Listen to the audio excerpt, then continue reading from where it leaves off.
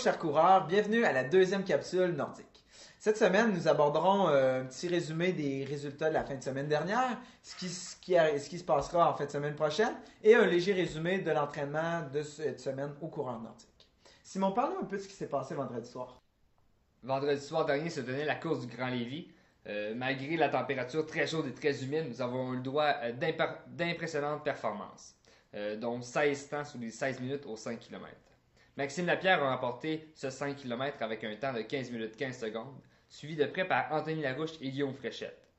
Le podium des femmes était composé de Josée Picard-Arsenault, Marie Zenot et Marianne Boivin, qui ont toutes les trois couru sous les 19 minutes. Aux 10 km, Emmanuel Boisvert et Ingrid Cluzot ont tous deux conservé leur titre de champion. Emmanuel Boisvert a remporté le 10 km avec un temps de 32 minutes 4 secondes, suivi par Christian Mercier et Raphaël Plouffe. Chez les femmes, Ingrid Cluzot a remporté avec 38 minutes 45 secondes. Marianne Pécha et Marie-Lou Ferlandais complètent le podium.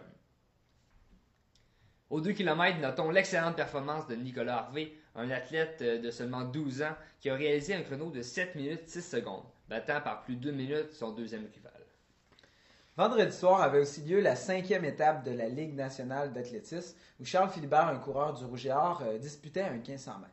Il termina en 6e position avec un chrono de 3 minutes 40 secondes et 57, ce qui le place à seulement 5 secondes du standard A olympique.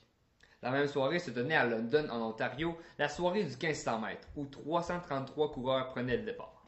5 coureurs de l'Université Laval étaient présents. Bravo à Benjamin Raymond et Nicolas Audet qui ont tous deux battu leur record personnel.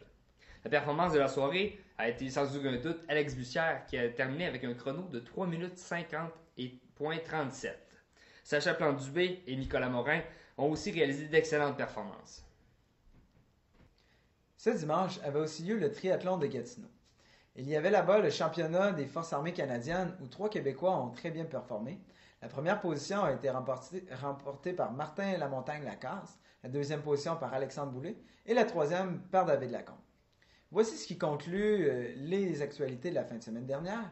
Pour ce qui s'en vient pour la fin de semaine prochaine, le samedi 13 juillet aura lieu au Mont-Sainte-Anne la troisième course de la série d'événements vers le raid, le Québec Mégatrail. Pour sa deuxième édition, l'organisation propose cette année un marathon qui pourra être fait soit seul, en duo ou encore en équipe puisqu'il est divisé en 3 sections. Vous pouvez vous joindre aux 600 coureurs déjà inscrits sur une distance possible de 1, 5, 10, 25 ou encore 42 km. Pour les coureurs qui aimeraient aller faire un petit tour à Mauricie, le demi-marathon Marcel Jobin de Yamachiche se tiendra le 13 juillet. Cette compétition, qui fait partie du circuit Timex, propose des distances de 1, 5 et 21 km.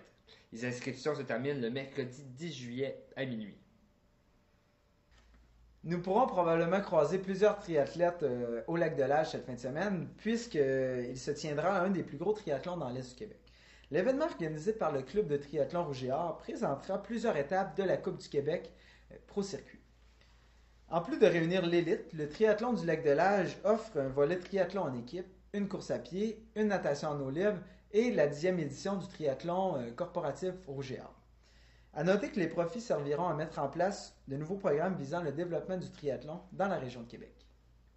Le dimanche 14 juillet se tiendra le défi des dames de cœur à Lévis.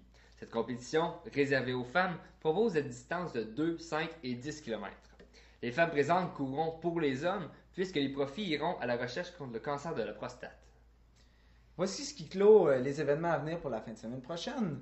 Pour ce qui est de cette semaine, les entraînements du coureur nordique, le mardi soir d'intervalle, on vous donne rendez-vous à 18h15 à la boutique pour un entraînement de côte. Et le rendez-vous est jeudi 18h15 pour la sortie trail et dimanche à 9h pour la longue sortie. Si vous avez des questions par rapport à l'entraînement du coureur nordique, vous pouvez visiter le Facebook de la boutique. Si vous avez idées, commentaires ou suggestions à nous faire parvenir, veuillez nous écrire à l'adresse letrionordique@gmail.com. Merci d'avoir regardé cette vidéo. Soyez nôtres pour la prochaine capsule. Sur ce, bon entraînement.